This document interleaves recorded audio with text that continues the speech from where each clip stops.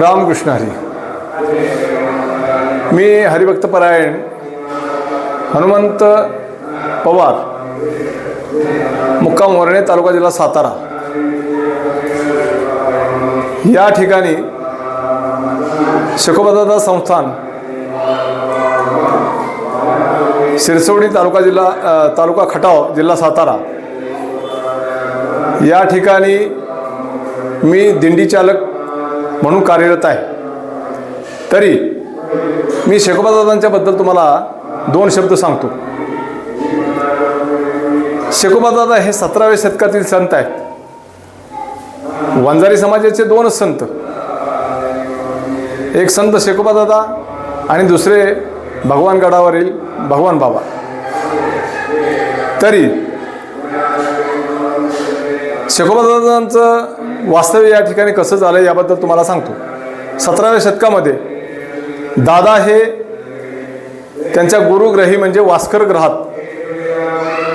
अनुयायी होते आणि त्या ठिकाणी मालकांचं काम हे मल्लाप्पा वास्कर करत होते.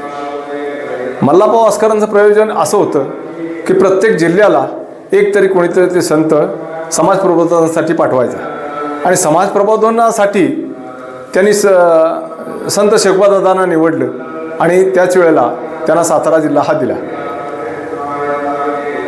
तर सातारा जिल्ह्यामध्ये ते ज्या वेळेला वास्तव्य इथं करत होते त्यावेळेला त्यांनी येता येता आपल्यासाठी जागा शोधली आणि बऱ्याचशा ठिकाणी असं वास्तव्य करत करत करत करत हे सिरसवडी या ठिकाणी आले.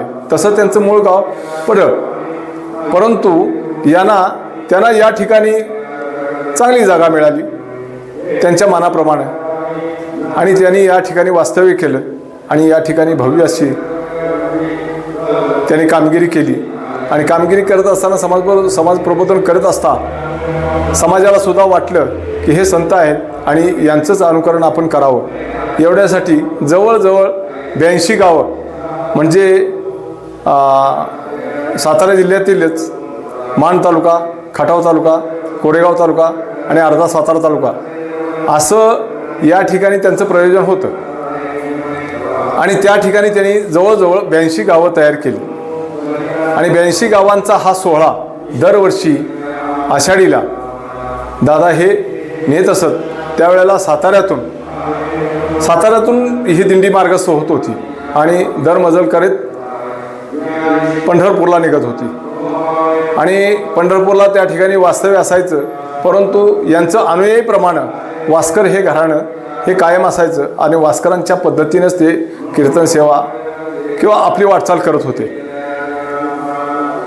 या ठिकाणी 82 गावाचं प्रयोजन असं की 17व्या शतकापासून चालत आलेली ही परंपरा यांनी कायम या 82 गावानं ठेवली. परंतु दादांची पुण्यतिथी म्हणून दादांची पुण्यतिथी साजरी करण्यासाठी या 82 गावानं जे प्रयोजन केलं ते अशा पद्धतीचं की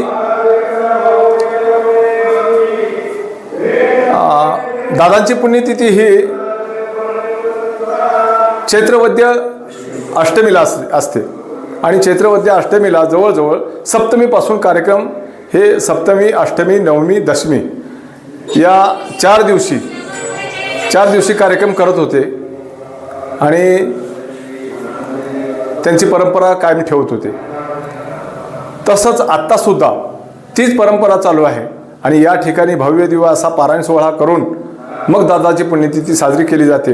आणि एवढंच नव्हे तर गावाची यात्रासुद्धा याच वेळेला ते करत असत आणि आत्तासुद्धा करत आहेत. आणि आत्तासुद्धा जे ट्रस्ट आहे ते ट्रस्टसुद्धा या ठिकाणी कार्यरत आहे. एवढं बोलून माझे 2 शब्द संपवतो. रामकृष्ण हरी. मी मच्छिंद्रनाथ नाना इंगळे, राहणार शिरसवडी, तालुका खटाव, जिल्हा सातारा. संत श्री शेकोबादादा देवस्थान संस्थान शिरसवडी या संस्थानचा मी अध्यक्ष. आपणास नम्र आवाहन करतो की दादांचा पुण्यतिथी सोहळा हा 10/4/2026 या रोजी संपन्न होत आहे. त्यानिमित्तानं 3/4 ते 9/4 हा पारायण सोहळा आहे. 10 तारखेला पुण्यतिथी सोहळा आहे. 11 तारखेला दिंडी सोहळा आणि काल्याचं कीर्तन आहे. आता पारायण 3 तारखेला चालू झालेलं आहे. 9 तारखेला संध्याकाळी वास्कर फडाचे मालक श्रीयुत विठ्ठलदादा वास्कर यांचं कीर्तन आहे. 10 तारखेला फुलाचं कीर्तन होऊन पुण्यतिथी सोहळा संपन्न होईल आणि 11 तारखेला काल्याचं कीर्तन होईल. तरी माझं सर्व भाविक भक्तांना, जसं आता आपल्या दिंडी चालकांनी सांगितलं 82 गावं आहेत, ती 82 गावं प्लस आणखी दुसरे काही भक्तगण आहेत, या सर्वांना माझं नम्रतेचं आव्हान आहे की आपण नवमी, दशमी आणि आपला सप्तमी, अष्टमी आणि नवमी हे तिन्ही दिवस संपूर्ण हजेरी लावून कार्यक्रमाची शोभा वाढवावी आणि दादाच्या दर्शनाचा आणि महाप्रसादाचा लाभ घ्यावा, एवढीच मी आपल्याला नम्रतेची विनंती करतो. रामकृष्ण.